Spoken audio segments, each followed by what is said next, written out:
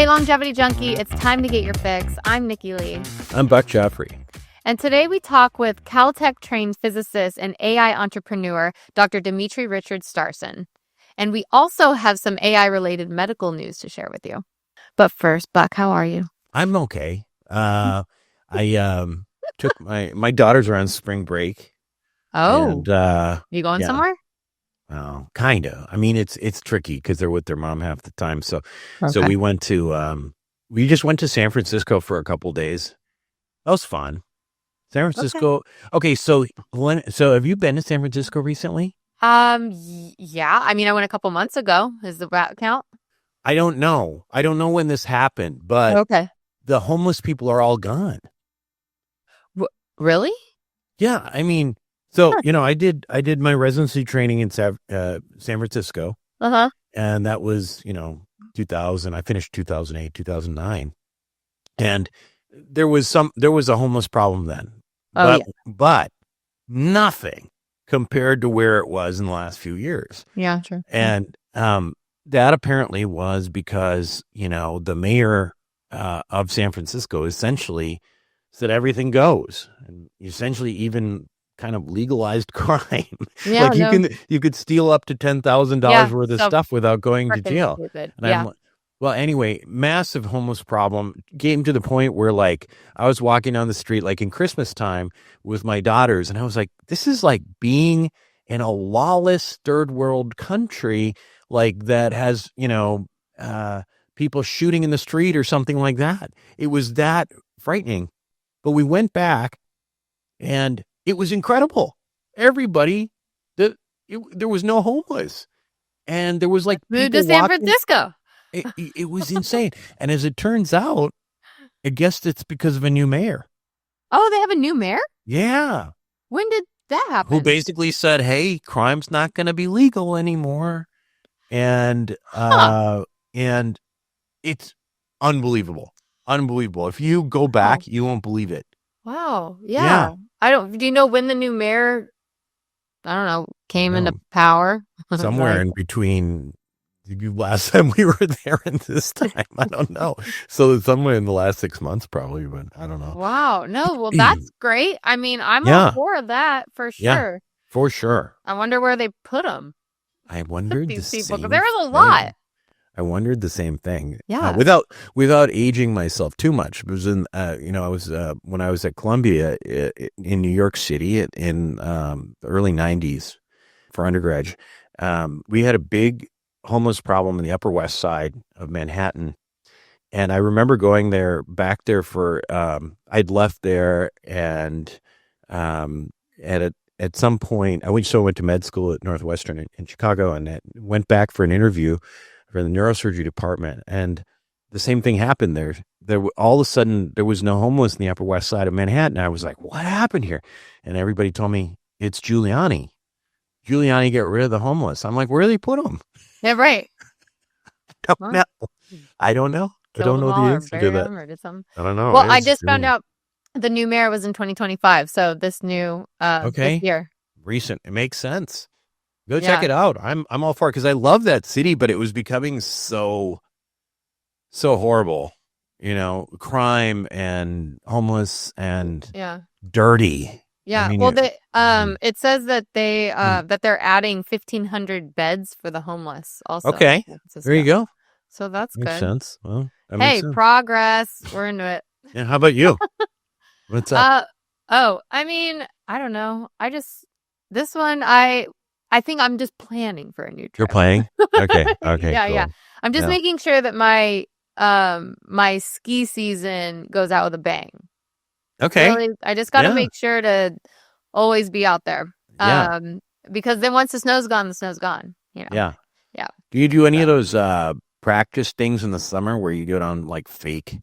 No, I didn't even know that was. They had something in like Santa Monica when I had a place down there for a while, and they had some sort of ski training thing like that. Shut up. Yeah. Well, that's really clever because I feel like from each season, you basically have almost a year of when you're not doing that or exercising those muscles or whatever. So I would love to. That's what Wow. that's what people used it for. Yeah. I assume it's still there. It was a couple of years ago, but check it Okay. out. I'm Check it out. It's down. near you. Definitely. Yeah. Yes, we have some AI related medical news. So, Cool. well, Chelsea and Westminster Hospital NHS Trust in the UK is the first globally to deploy autonomous AI for skin cancer diagnosis. They're using iPhones with magnifying lenses. Medical photographers are capturing images, and they analyzed it in seconds with AI with a tool called Derm, which is developed by Skin Analytics. So Derm delivers results in under 5 minutes compared to 20 minutes for traditional exams. It achieves 97% sensitivity in detecting skin cancer and 99.96% accuracy in ruling out melanoma, matching face-to-face dermatologist assessments. And around 50% of patients are discharged immediately with benign results, freeing up over 30% of urgent care cancer pathway appointments. Wow, this is really incredible. Mm-hmm. This initiative cuts wait lines and reduces patient anxiety and redirects specialist resources to more severe cases.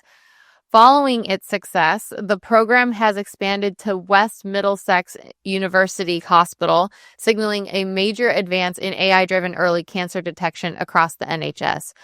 So the Wow. NHS National Health System, I think that's what it stands for in the UK. Yeah, in the UK. This is something that's really useful for them in particular great. because, like we take for granted, like being able to see doctors relatively quickly and all that stuff. But, socialized healthcare has some downsides too. And they have a lot of trouble getting appointments and all that kind of stuff. So this is huge. And it makes a lot of sense because if you think about what, AI is able to do.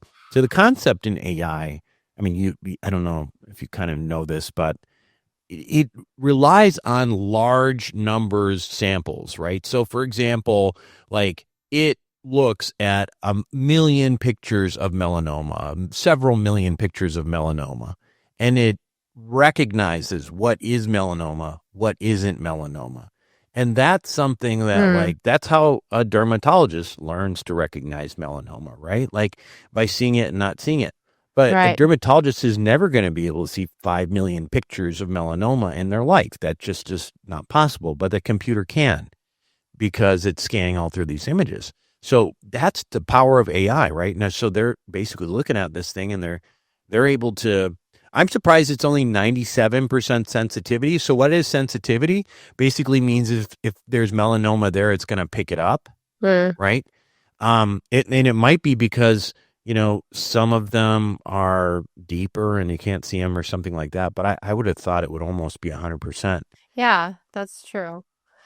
Melanoma is so common. Like I feel like even in my family, I feel like I've had a couple of like uncles who have had it, and I don't know, and I don't even know what to really look for. So to at least have AI who can, which I wish it was more of a 99% or.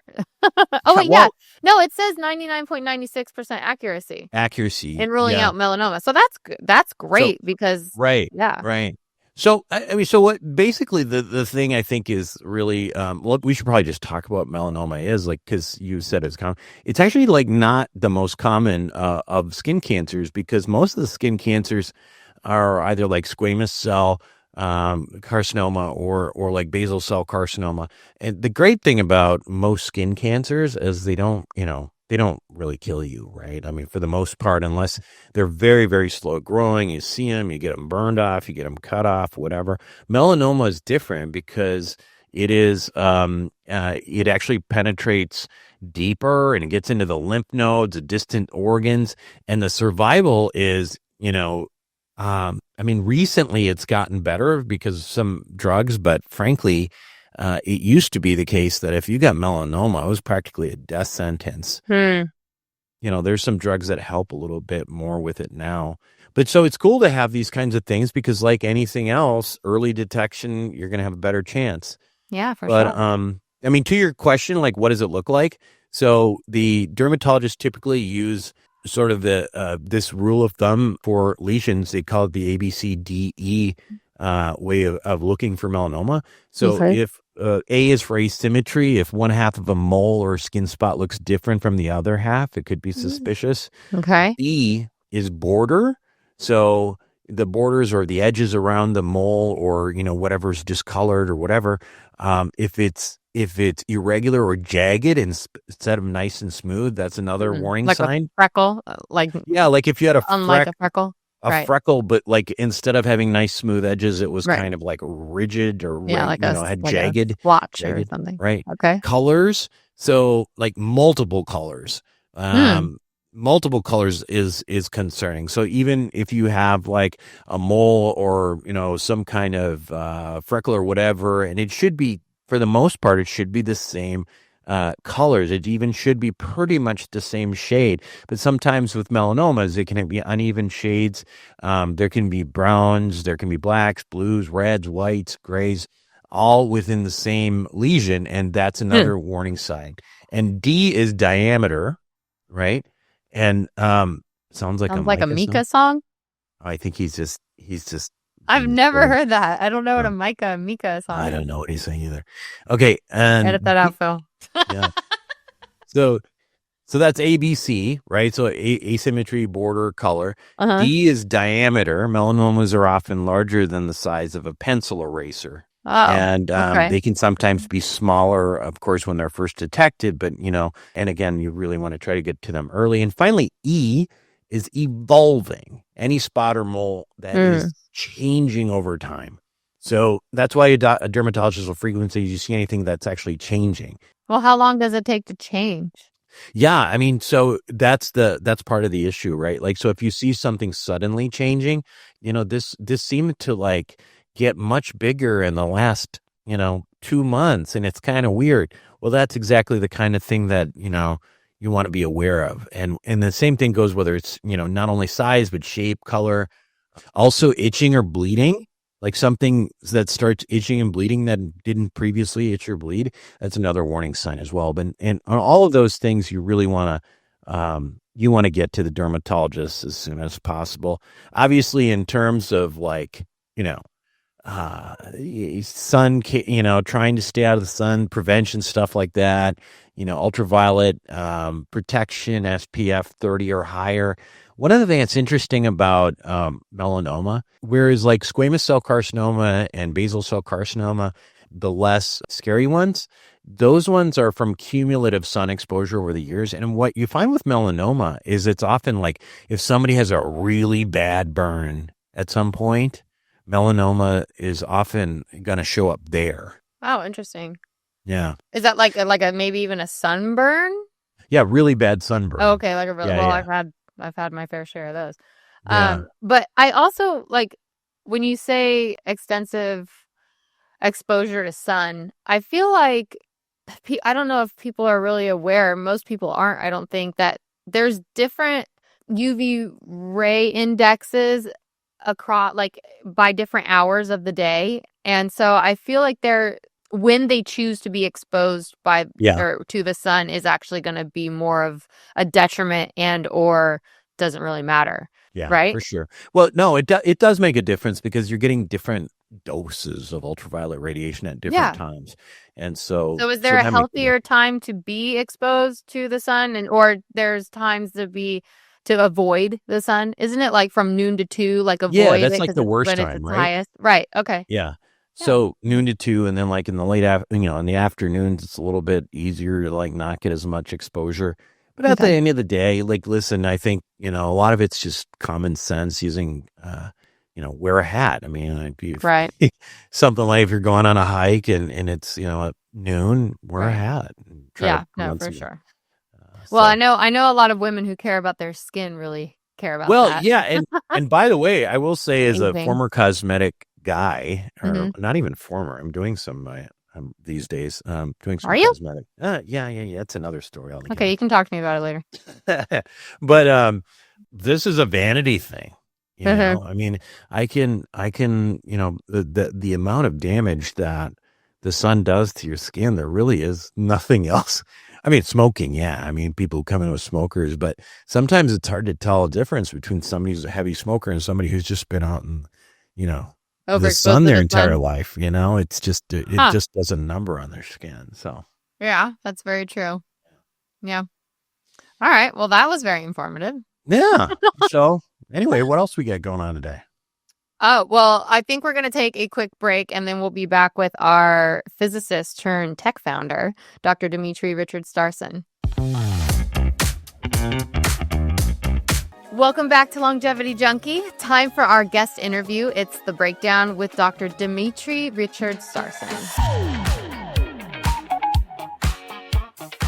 Dr. Dmitriy Richard Starson is a Caltech-trained physicist and AI entrepreneur focused on transforming health and nutrition through cutting-edge technology. As the founder and CEO of Passio, he's leveraging real-time food recognition and AI coaching to make personalized nutrition accessible at scale.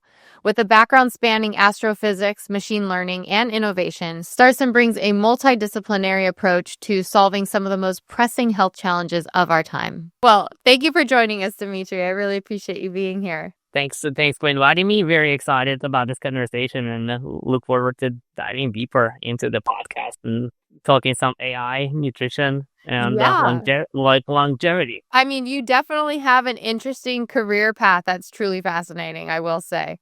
Can you tell us about your journey from studying astrophysics and then diving into artificial intelligence for health and wellness? Yeah, most certainly. There was actually one other stop in between. So my career spans three fairly distinct but interconnected areas. I started my career and spent the first probably 8 to 9 years of my working life as a researcher. I studied astrophysics, theoretical physics, cosmology. I had the insanely unique privilege to study at Caltech. I did my doctoral research at Caltech.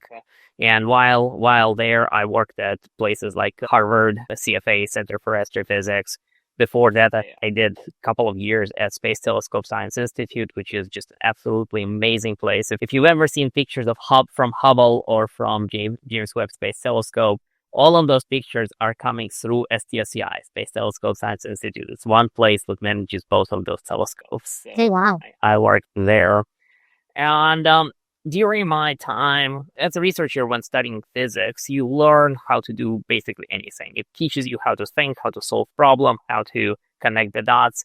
And in my case, it also gave me a very, very strong software background. So basically, whenever I worked on anything in my research world, I always wrote code. I built code writing teams, engineering teams too. For example, we wrote a giant simulation and ran it at Harvard to simulate structure formation in early universe. It basically means that you are writing very, very significant pieces of code, deploying them on high performance computing infrastructure. So tens of thousands or hundreds of thousands of computing nodes. And that essentially gives you the background that's very applicable to today's artificial intelligence and how large language models are trained. They're all trained basically on distributed clusters of GPUs right now. The technology obviously changed massively between, let's say, my academic days, 2006 through 2012 timeframe, and now. But the core principles are the same. I mean, once you learn how to compute how to calculate and simulate one thing, you can run the numbers on multiple different things. Yeah. That's what it sounds like. Yeah. I mean, yeah, you've done one simulation, you've done them all. I mean, right? I mean, not really, but yeah, it definitely gives you good enough background so that you can pick up different areas. And nutrition and AI for me connected in a very unique and interesting way. When I was starting my second company, which is Passio, the idea, it was very, very clear. It was 2018 timeframe that AI will be massive in this coming decade, and there will be big developments in AI. So we attempted to build a large AI platform company that enables companies and individuals to very rapidly build AI-powered applications. The way we approached it, we basically selected several verticals: nutrition, smart home, and construction as verticals that we approached with AI and built modules that enable companies to build AI applications on top of them. But over time, what transpired is nutrition has always been gradually growing, and it's been improving, and usage has been growing. We also landed a couple of amazing customers like MyFitnessPal and some Blue Cross Blue Shield and others. And other verticals have not materialized. And so over time, we essentially adjusted the company. Nutrition AI has been there from day zero. It's just we tried many, many different things, and those other things in AI did not work anywhere nearly as well. We were losing money basically on those areas. But nutrition has been consistently, steadily growing, and people have been using it. So it ended up being a nutrition AI company, and now we just completely removed everything else and purely focused on building the absolute best nutrition AI platform on the planet. I want to kind of back up a little bit just to give people context, because again, a lot of this we take for granted. The knowledge that you've been working in the AI space, you've built a platform in AI, but most people's experience with AI is ChatGPT or Perplexity. For example, I think Ghibli was the latest thing on ChatGPT, where everybody's trying to make these faces of sort of Japanese cartoons and stuff like that. So most people are kind of thinking, yeah. So a lot of people are really looking at AI from that perspective. So give us an example, from longevity. I think about things that involve AI and for example, epigenetic age type of things, stuff like that. But can you tell us how this technology, how do you harness this technology into things like you're talking about, like nutrition and health? And, because I think, again, try to understand, come at it from a perspective, people not really having this background and what exactly AI is doing for you. Right. And this is an absolutely outstanding question, because yes, the people who are in this day to day, we kind of often lose forest for the trees, because for us it's given. But what's very interesting and unique about the word AI is that artificial intelligence and machine learning, deep learning, they've been around since 90s, 70s, 90s, 60s for a very, very long time. But it was kind of esoteric and limited in its applications. And who worked on those? There's been kind of ups and downs. There was what's called AI winter, when no progress was made. There was this absolutely pivotal point in the history of both humanity and definitely in the history of AI, when ChatGPT got introduced. That's when everybody understood. So what is now called AI became synonymous with large language model and ChatGPT. But artificial intelligence and machine learning has been quietly developing until that pivotal moment for many, many, many decades. So Passio came into the scene in 2017, 2018 with a very simple premise: how to apply artificial intelligence to nutrition and fitness and healthcare. So what machine learning can do and it could do it now, starting from probably 2012 with AlexNet, which became kind of also a big milestone. Machine learning started to be able to recognize pictures well. And recognize those pictures by looking at many examples, rather than engineers coding specific features into the neural network, which did not scale. So it became machine learning. Machines learn from looking at millions of pictures. And where it intersected with nutrition and fitness is, as you know, for example, with MyFitnessPal and with every other nutrition and healthcare challenge, knowing what people eat has always been a big black box. So we know that most of the diseases are tightly related to our nutrition and different metabolic disorders, for example. Everything is related to what we eat. But doctors, coaches, and individuals, we've never had good tools to track nutrition. When MyFitnessPal first introduced logging with iPhone, it kind of replaced manual logging, which completely did not scale. MyFitnessPal started to open up this opportunity, but people still hated manually searching for foods, editing. What is this MyFitnessPal thing? I don't even know what that is. MyFitnessPal is the grandfather of food trackers. So basically, applications that track nutrition They were the first ones. They were by far the biggest ones. They got to probably 200 million downloads. So they were at some point the largest fitness app in the world. But all they did is they helped users log their meals, search for their meals by typing. So you would type, I had an apple, a banana, and a steak, and it would load them for you. And people started to collect the data so that they can see patterns and see how many calories they consume. And this would allow you to basically, okay, I don't want to consume 2,500 calories. I need to consume 2,000 calories so that I start losing weight. That's been kind of the primary use case for them. But people hated logging meals manually. And I actually did use this for a hot minute, and it was so tedious, and I gave it's been up. insane, right? Yeah, And I so gave up. that's where Passio's core concept came back in 18. Instead of typing things, you can snap a picture of it or point your phone, create a video of it, and it basically logs your meal with proper calories just from a picture. Or you can talk to the system and narrate everything you had in a day, and it creates a log for you by analyzing your voice. So But is what that what about you your call? amount? Yeah. If you're logging with voice, you need to tell it I had 1 cup of coffee with 2 tablespoons of stevia, right? Or with 2 tablespoons of sugar. But if you're taking a picture, if you show 2 tablespoons of sugar or 2 pockets of sugar plus coffee, it recognizes those things and logs them for you. So that actually takes me, I guess the next part of this is that what you call computer vision?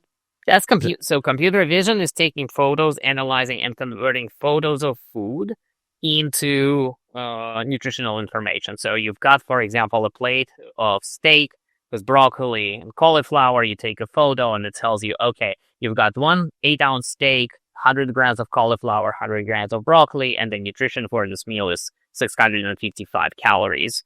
And you can click a log button. It basically logs that nutrition for you. This is what one piece of AI. So one piece of AI is computer vision and analysis of food into nutrition. If you do the same thing with voice, it's a little bit different area of AI. It's basically voice, natural language processing and analysis of voice. But you basically can say, I have 8 ounces of steak, 100 grams of broccoli, 100 grams of cauliflower, and a cup of coffee. It listens, it extracts foods, it finds those foods in our database, and it creates the log for you. So this is the second modality of adding foods with AI. So I would imagine the vision, though, you would probably have the capability of being a lot more accurate.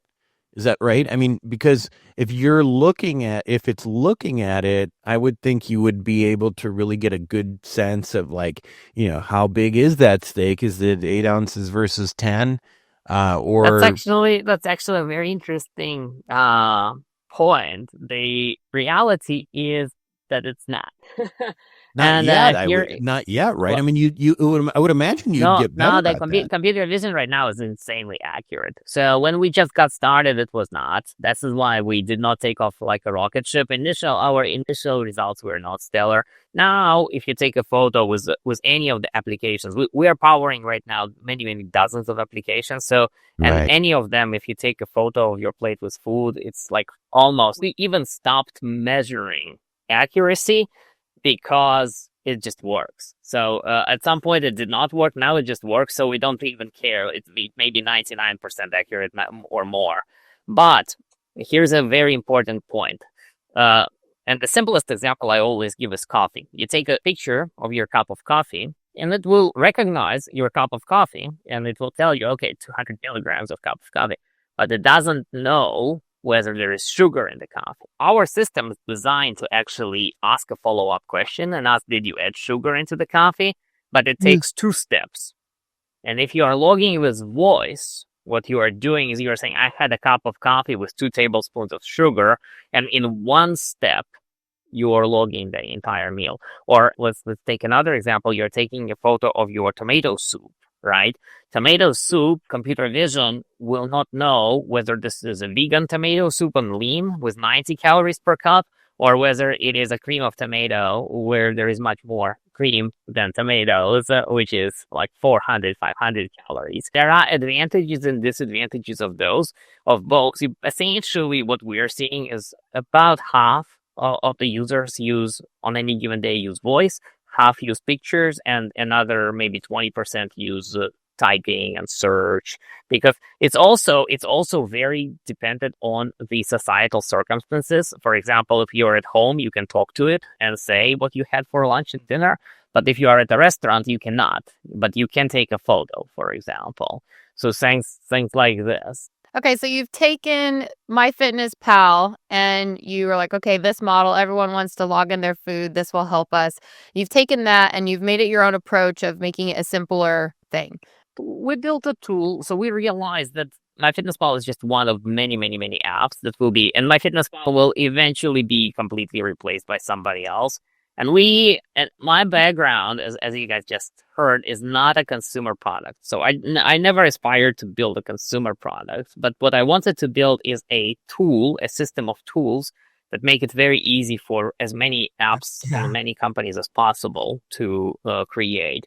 So I approached this from the technology perspective. Let's build the best in the world tool that allows people to log their meals with computer vision, voice, search, with the best-in-class database. We've built a giant database.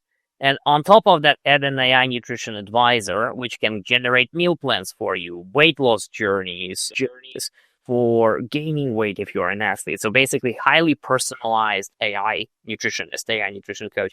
And those are the tools that we created and now are providing to many different applications. So you may know some of our customers. So Insight Tracker, for example, and Gill, or Levels. You've probably heard about the Levels application, Lumen, and many, many others. We hold those customers very dear. They're amazing customers for a faster way to weight loss. Absolutely incredible customer. They do a lot of good in the world. And in addition to kind of weight loss and fitness applications, there is a big use case in healthcare, right? Because if you're trying to treat cancer or diabetes, doctors really benefit from knowing what patients are eating. And so that's kind of another big group of our customers is customers in the healthcare sector.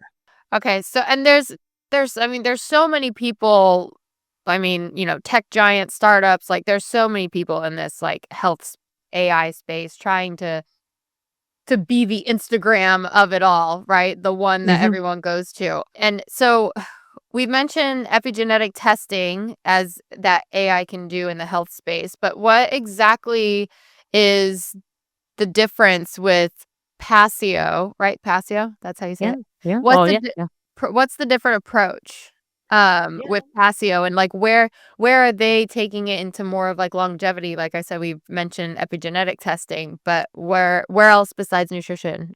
Yeah, we discovered that regardless of what you're doing, if you're a longevity app, fitness app, healthcare app, there are two key pillars that are needed for all of them. One is nutrition tracking, easy to use nutrition logging, connected to a giant nutrition database, and a nutrition coaching, where you can basically take information about your genetics, take information about your daily activities, sleep, and your food log, and and your goals, obviously, and create a better meal plan for you. So we basically created those two big modules.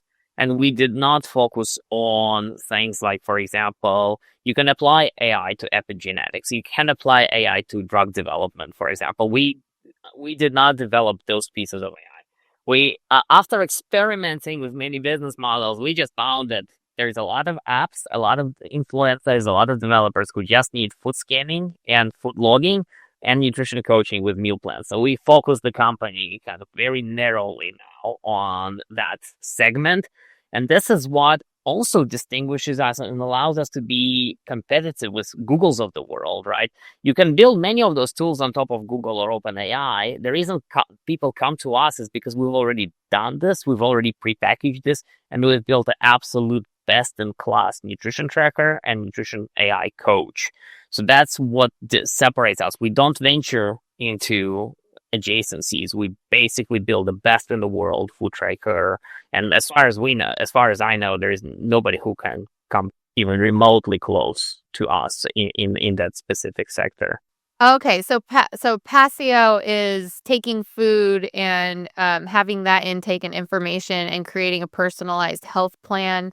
Does it have anything to do with also like biomarkers? You can use biomarkers as the input into the AI nutritionist, but it's not required. Okay. And more broadly, we're trying to stay a little bit away from nutrition, from healthcare advice. So biomarkers can be construed as healthcare advice. So we do have customers who do genetic analysis. We do have customers who feed biomarkers into their programs. But for us, if you do feed, let's say, your biomarkers or your genetic profile into the AI nutritionist, it probably will use that information to optimize your nutrition, but it will be less, I would not bet on the efficacy of that, essentially. You would still be better off showing that information, the entirety of that information, plus the meal plan to a coach or a doctor verifying, and then doctor sending this information to the patient. That's interesting, because I was under the impression that you guys were working on, combining genes, proteins, markers to really kind of integrate all those, which actually makes a lot of sense to me. Why not? Is it because you're concerned about getting too much into health advice, and you don't want to do that? Because this to me seems like a very, very good thing to do. I mean, especially if you're talking about, genetic, you can look at various, genetic profiles and know what issues people may have and that kind of thing. Why not? Right. No, it's definitely true. In this particular case, it could be in our future, but the way Passio evolved was actually interesting. We tried many different things in AI, and we cut it down to the bare essentials, to what was selling and generating revenue and making an impact in people's lives, right? So now we're gradually adding back new layers. So, for example, the next layer that we're adding not just food recommendation, but food buying. So we're integrating different vendors so that whenever AI provides you with a meal plan, you can also, through our APIs and SDKs, buy those foods. From there, we may evolve into an AI research assistant. Is that for, because maybe some food is, with pesticides or isn't as healthy for you? Is that to actually steer people to buying either organic or from a source that you trust? That's exactly what many of our customers do. Yeah. So many of our customers, they coach people on what to eat. So, for example, we launched an extremely exciting application with Dr. Eric Berg, who basically has his philosophy on what's good and bad. And many of our customers, they have their own philosophies. We do not dictate the philosophy, but what we do, if you do have an approach, a strategy for what foods are healthy, what to avoid, what eat, what not. So, for example, another easy example would be a keto company, right? If you create your keto meal plan, they have their guidelines of what a keto meal plan looks like. But what we provide is our AI nutritionist puts together the meal plan, and it also creates a shopping cart so that you can buy foods specific to our customers' requirements. Now, what's the actual, why would somebody download this? Is it to just, have the max nutrients or to have a balanced diet or to lose weight?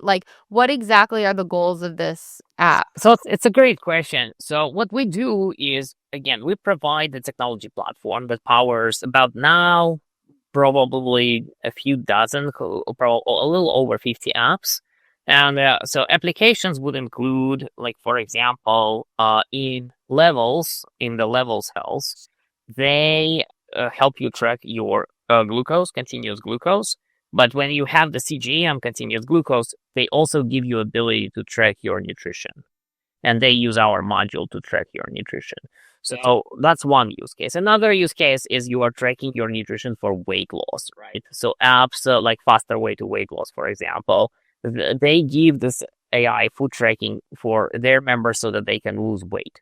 Another one of our customers is Everything ALS. That's a completely different use case. So they provide nutrition tracker as a part of their big platform for tracking life and all biomarkers for ALS patients, so that whenever a doctor looks at the patient, they know, okay, this is the user's their sleep, this is their steps, this is their blood biomarkers. We don't do that, but with our tool, they also add food tracking and nutrition information, so that the doctor, in addition to seeing information about your blood, about your lifestyle, they see your nutrition information. Those are the primary use cases. There is another use case. So you partner with healthcare and doctors and things like that already? Many Or- of our customers are healthcare companies. Yes, so Everything ALS is a very healthcare company. Ochsner Health is a healthcare company. We're no longer working, but we worked for 5 years with Anthem Blue Cross Blue Shield to provide their patients with nutrition tracker. I would say out of our customers, maybe 30% are fitness and weight loss companies. So maybe 30% are healthcare companies, pure healthcare companies. And another 30% are everything else, like from food shopping to sports coaching. We've got a really fun, cool customer called the company called Hexis. They coach professional athletes on how to eat. So they're like absolutely elite of the elite coaches, coaching people in the Tour de France and in the soccer league and in the Premier League in the UK. So they basically coach the absolute best of the best of the best. Do you have any like real world examples of how your platform has helped someone improve their diet or overall well-being? Or most definitely, like every one of those use cases. So for example, imagine that you are a coach working with a pro Tour de France cyclist, right? For this person, everything is on the line. They're trying to optimize their nutrition down to grams of broccoli, which is and if you really need a good tool to track your nutrition, log meals accurately, so that your coach sees everything in an easy to use way and can provide you with the coaching, so that next time you are competing in Tour de France, you have a better chances of winning. So this is one of the simplest examples. And then the example that I'm excited also about is we just maybe a few months ago we launched the faster way to weight loss, and we're seeing users using and providing really cool feedback on Instagram and everywhere else, saying, well, this tool changed the way we're logging meals. Now we can track food and lose weight finally so it impacts people's lives. As you know, when people are overweight or have nutrition food related conditions, it really messes up our lives. well, food is medicine, simply. Yeah, food exactly. is medicine, and I don't think that the Exactly. healthcare system really Exactly. focuses on that. So Yeah. And another so straightforward, even for me personally, I've been a health nut my entire life. I've been I discovered Brian Johnson's blueprint way before Brian Johnson. I just wasn't smart enough to publicize it this way.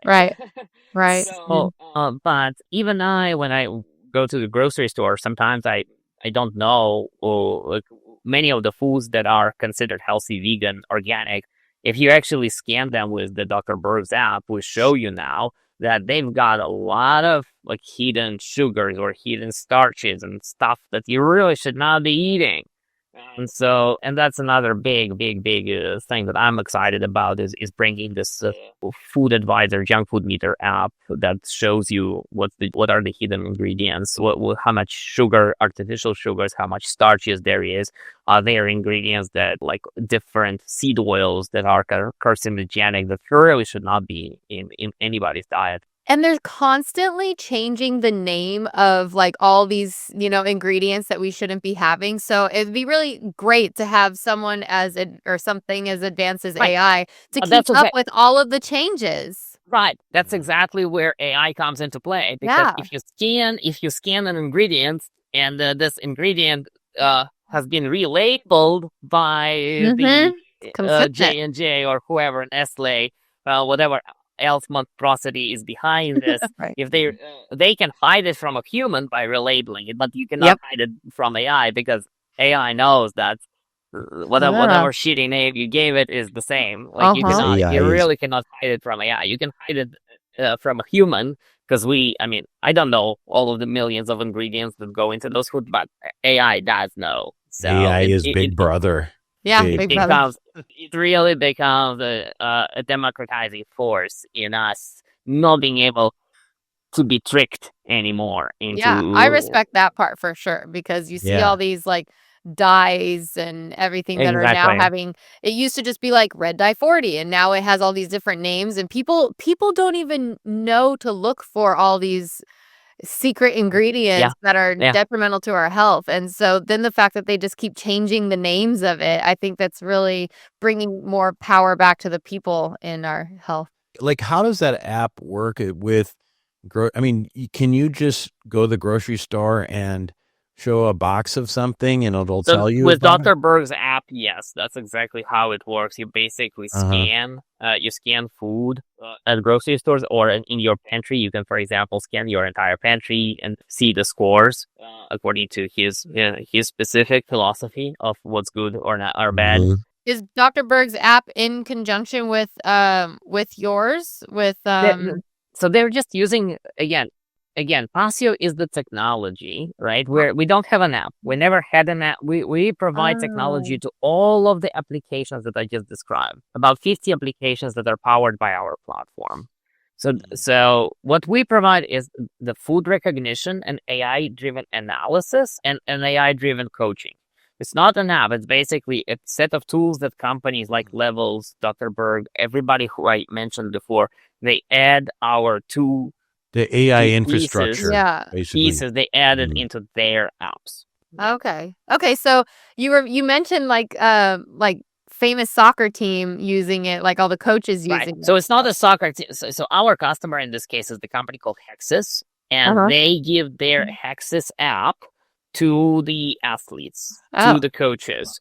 So basically, they have an application with many different pieces and many different components, but two pieces or one of the components they use is the nutrition tracker, which is built on top of our platform. Got it. Okay. So we're not a consumer company. We're definitely not a consumer company. We provide the best in class database, computer vision, and AI generated meal planning and coaching, AI coaching. Wow. I mean, so there. Okay. Well, I mean, AI is going to open up a ton for healthcare for sure. Most Is there? definitely. Yeah. I mean, I think this is very much putting the power back into the people, being able to differentiate, like you're saying, like different ingredients and things like that. Is there anything else that, I don't know, that you feel in the healthcare system that Oh, you're for able sure. to keep diving into with AI? LLMs and artificial intelligence will absolutely transform every single aspect, both of our lives more broadly, but healthcare absolutely unequivocally. I can give you like a very straightforward and simple macro example. If you go today to doctors, those doctors getting a good answer from even like a top level doctor is really, really, really tricky. And getting a good doctor care is tricky because human bodies are complex, and doctors just don't have that ability to. Not everybody basically. It's tricky to diagnose and tricky to give good answers. And artificial intelligence can aggregate the knowledge across every domain and be a better diagnosis assistant for a person than a doctor could. And this is already happening. We're already using AI to analyze x-rays, to analyze symptoms, to analyze blood results, and provide you people with a better diagnosis and a better treatment than it's ever been possible. And it's actually not difficult to understand why. If you are a doctor, for example, in your lifetime span, you can see a few thousand patients and you learn from those a few thousand patients and you make mistakes and you learn from books.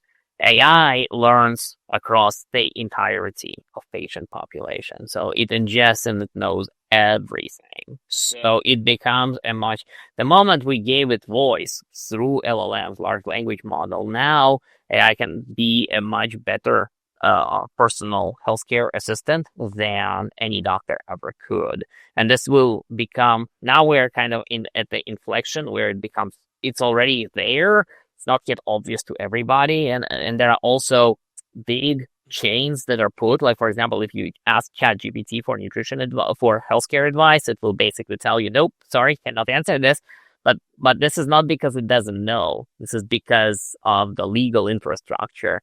And those legal infrastructure things, they will work out themselves over time. So we will be able to sign up and have a superhuman, insanely powerful, personalized health coach answering all of our questions, building personal health longevity plans. Brian Johnson talks about it like really frequently. Ray Kurzweil as well. They're basically saying we just need to survive long enough so that AI can take I don't know if health insurance better is care. going to really allow us to do all this.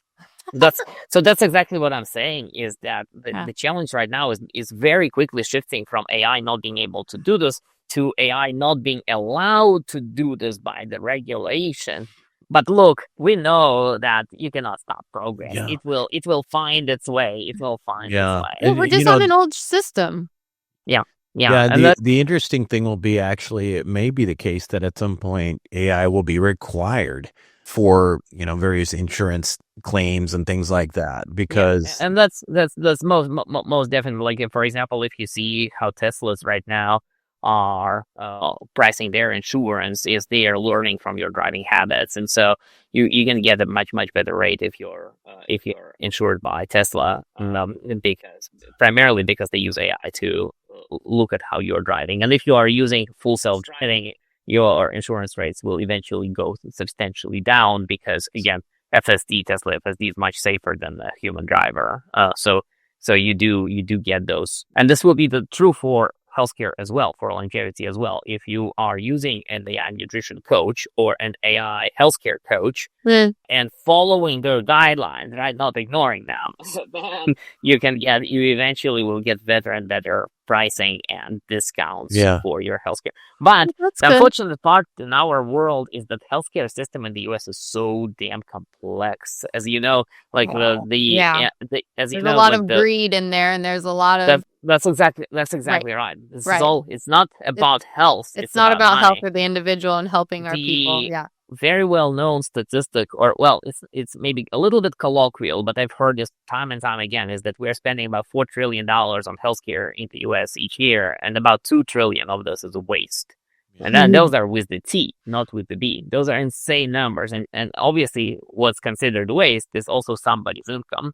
So somebody benefits from this. So there will be friction that's driven by interests that are not health interests, but more economic interests and legal interests, etc. But on the other hand, if you've got such a powerful tool that can change your life, it will find its way. Progress finds the way. I would also argue, to the extent that, we're talking about at the grass level having doctors essentially replaced by artificial intelligence. I think that that's probably the case. That for all practical matters, that'll be the case. But there's also an opportunity, I think, to advance medicine like it's never been advanced before. For sure. Absolutely. And so, whereas we're talking about pharmaceutical companies and greed, those same companies are going to be using AI 100%. to discover drugs that we could never imagine before. Absolutely. And it's never black and white. Like, the reason why those companies like Eli Lilly and others exist, even companies with bad names and nutrition like Monsanto, for example, everybody hates on them or likes to hate on them. But on the other hand, they eliminated hunger and famine from the face of the earth. There are two sides of each coin, and the same. And there's absolutely zero questions that companies like Eli Lilly, Novo Nordisk, they will use AI, and they're using AI today to create and develop drugs that will cure cancer, every type of cancer, that will cure eventually even neurodegenerative diseases, which are like insanely difficult. It's just a beast of a situation.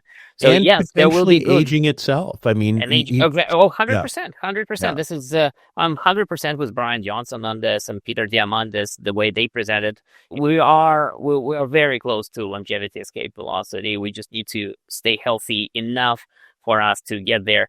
One thing that I would mention is you said that it's obvious that AI will replace doctors. I actually don't think that this will be the case. I think AI will work side by side with doctors. The more I am in this field, the more I see that it's not a replacement. It's just there will be opportunities for humans for a very long time. They just will shift. They will shift to different modalities.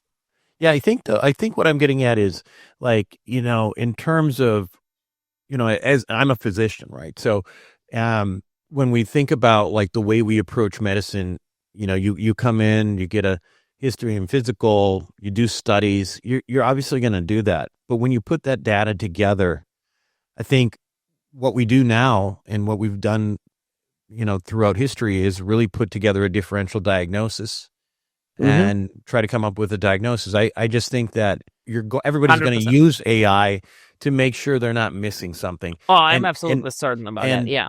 I will and where I was getting at with this, with like almost it becoming a requirement, is you see it already in insurance companies. For example, if you were going to get MRI on certain people, some insurance companies will require various, information that has to be checked on a box. And I have a feeling those same companies are basically going to check with the AI analysis. Absolutely. Yeah. Yeah, I completely agree. And this is what I was saying, is that the human role will shift from generating those reports and typing everything manually. AI will do all of the manual work.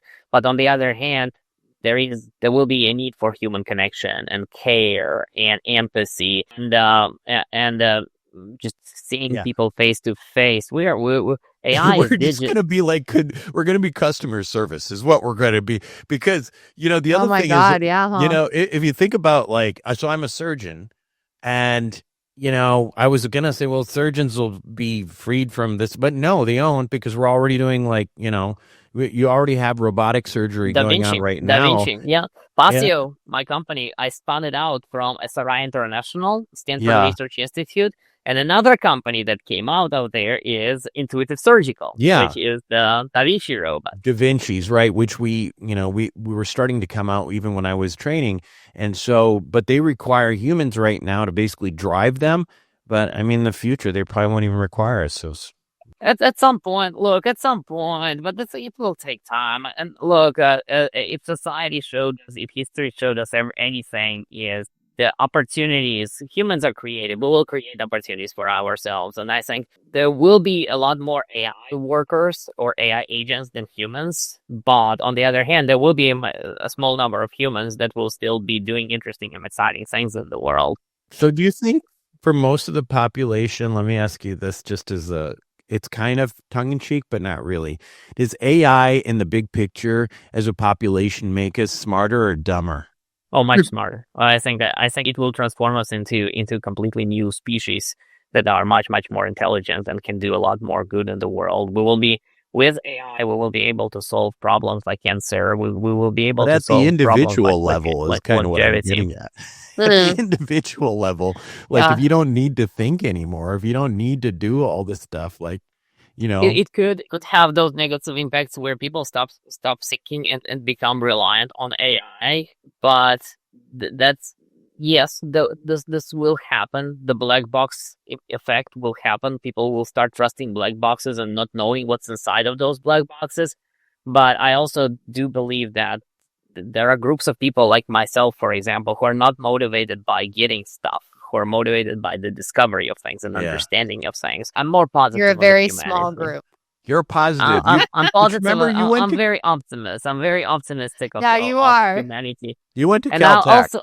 I also think that at some point there will be more and more opportunities to integrate with AI. That's a little bit less clear to me how it will transpire, but what the Neuralink is working on, Elon's company, where we are eventually being tied into directly into the AI brain.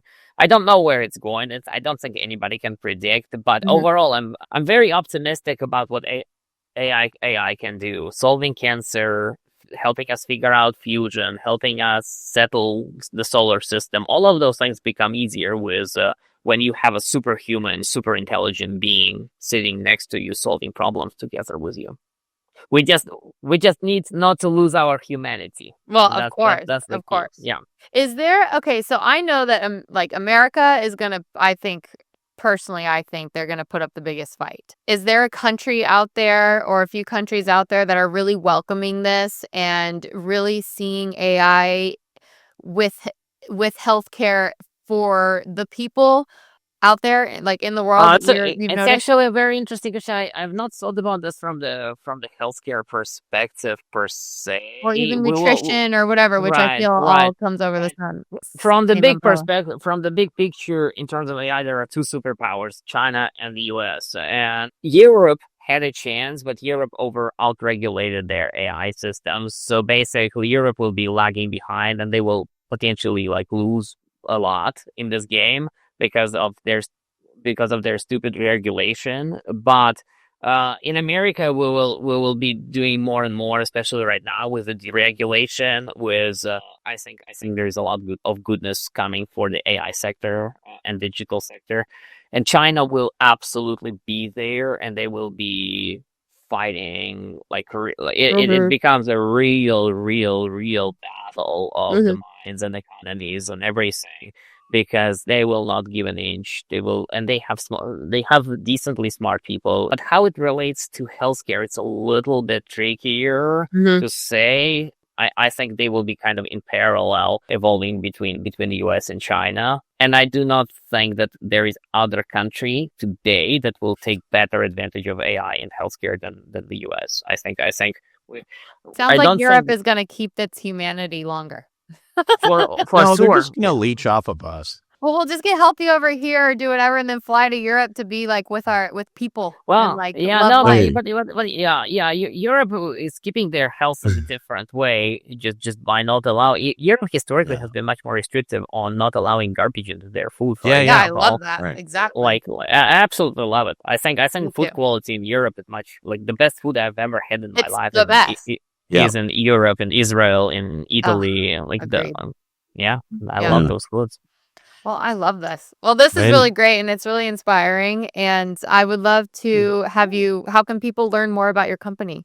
Absolutely. So Passio.ai, very simple fashion, but without N, Passio.ai.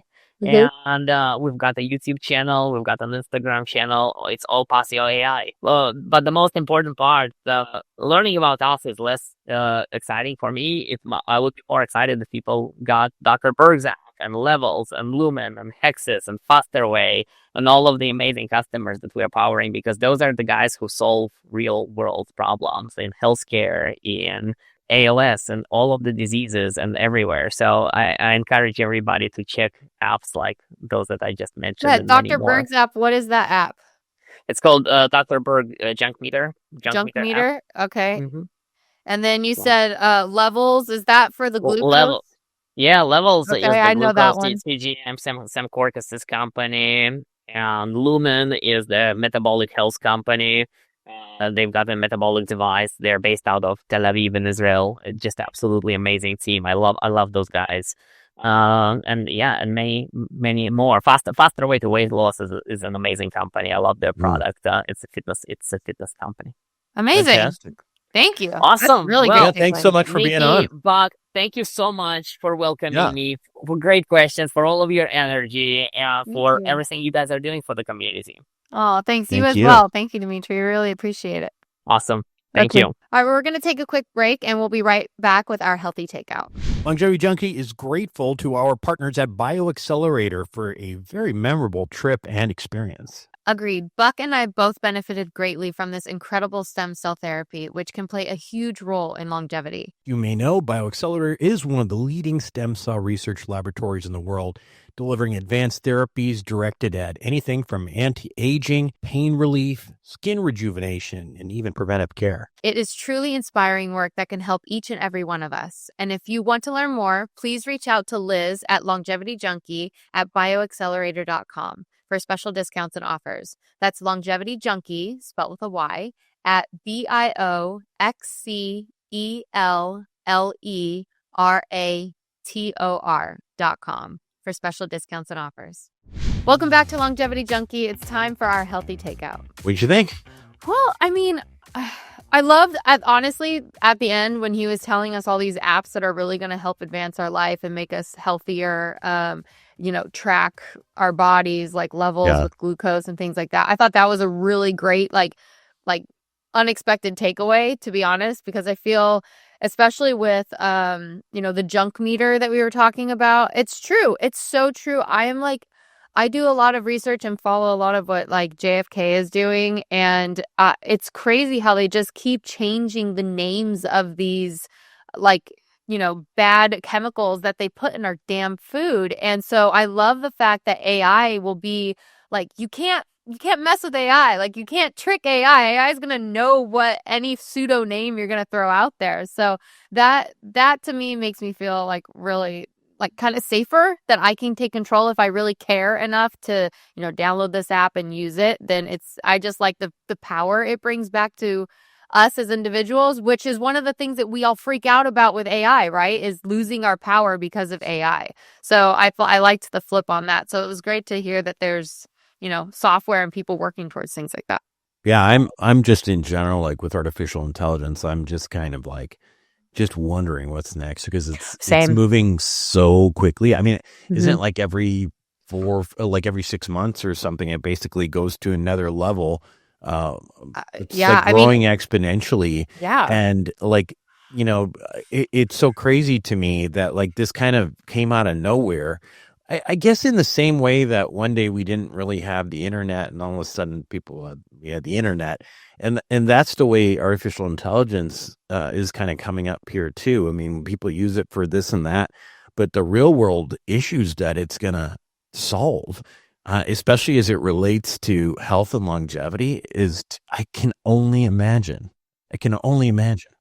True, and I think that is incredible. Yet.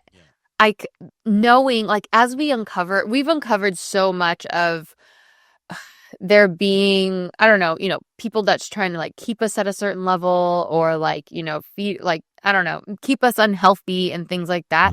It's really making me question those next steps and like what's going to happen, because there's literally a system. Our system is built on this, big pharma and things like that. And it's going to have to legitimately crumble, and we need to start all over. And I don't know if the people who are the 1% that's making all the money from it, like, how are they going to deal with that? Or like, it's going to be it can be really scary if you know enough that's going on. I think on the positive side of things, like, I think like big pharma and stuff, I mean, they're going to actually use this for a lot of good too, right? Yeah, Like they're going to use they really this do to want that. discover things that we just don't have. And like Dmitry was saying, I tend to really agree with him. Like, I think personalized medicine to treat pretty much any major disease that a human being has will be developed because of artificial intelligence. Yeah. And it should, because we are all unique. We all have a different lifestyle. We all eat different things, different ingredients, different poisons and everything. Yeah, that's going to require big companies. So maybe these companies shift into more personalized, AI models and stuff like that. Who knows? But anyway, fascinating stuff, right? It is. Yeah. Yeah. Do you have anything else, or should I just say you want to read us out? I think we're good. Yeah. You want to read us out? Yeah. Longevity Junky is created by Dr. Buck Joffrey, MD. It's executive produced by myself, Nikki Lee, Dr. Buck Joffrey, and Phil Ferragamo. And we're distributed by our friends at Acast. See you next time.